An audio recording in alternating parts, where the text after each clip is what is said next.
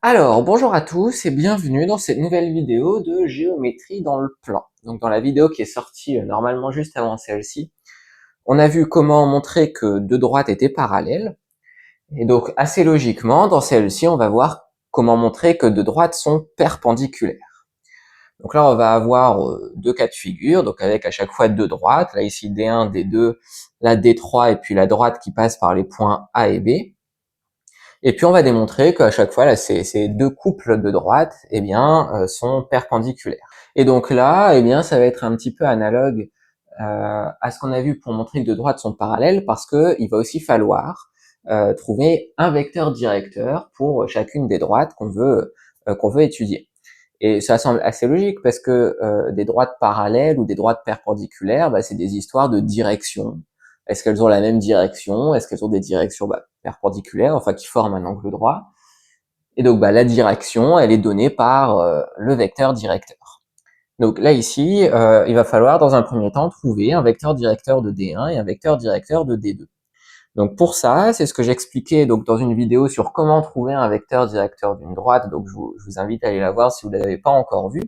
Et donc l'une des choses que j'expliquais dans cette vidéo, c'est que si on a une droite dont on nous donne une équation cartésienne de la forme ax plus by plus c est égal à 0, eh bien le vecteur u de coordonnées moins ba est un vecteur directeur de la droite.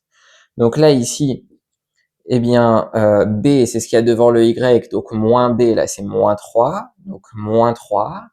Et puis le A, c'est ce qu'il y a devant le X, donc là, on récupère, en utilisant cette propriété, que le vecteur de coordonnées moins 3, 1 est un vecteur directeur de la droite D1, et puis on peut faire la même chose pour la droite D2.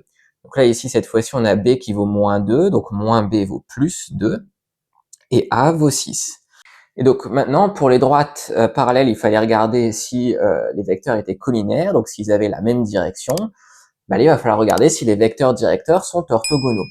Et donc pour ça, il faut calculer leur produit scalaire et regarder s'il est égal à 0.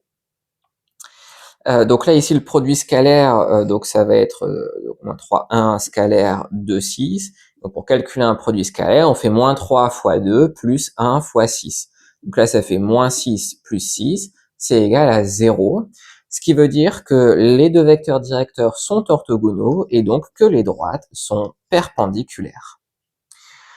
On peut faire la même chose ici, donc là, ça commence de la même manière, hein, il faut trouver un vecteur directeur pour chacune des deux droites. Donc, pour la droite D3, eh bien, on peut appliquer la même méthode qu'ici, et là, on va obtenir que le vecteur de coordonnées moins 1, 6 est un vecteur directeur de la droite D3. Maintenant, pour trouver un vecteur directeur de la droite AB, eh bien, c'est assez facile, puisque le vecteur AB est un vecteur directeur de la droite AB. Et ici, les coordonnées du vecteur AB, eh ben, c'est moins 1, moins 5, donc moins 6, et 1, moins 2, moins 1. Et donc bah, maintenant, on a les deux vecteurs directeurs, donc on procède de la même manière qu'auparavant, et on calcule le produit scalaire des deux vecteurs.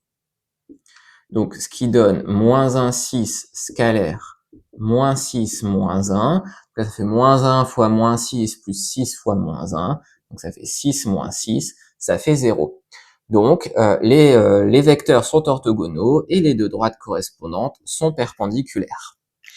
Et donc c'est comme ça qu'on procède pour montrer que deux droites sont perpendiculaires. On trouve un vecteur directeur pour chacune des deux droites, on calcule le produit scalaire des deux vecteurs directeurs. Si le produit scalaire est nul, les deux droites sont perpendiculaires. Si le produit scalaire n'est pas nul, peu importe sa valeur, ce qui compte c'est que ça soit différent de 0, et bien dans ce cas-là, les deux droites ne sont pas perpendiculaires. Donc on va s'arrêter là pour cette vidéo.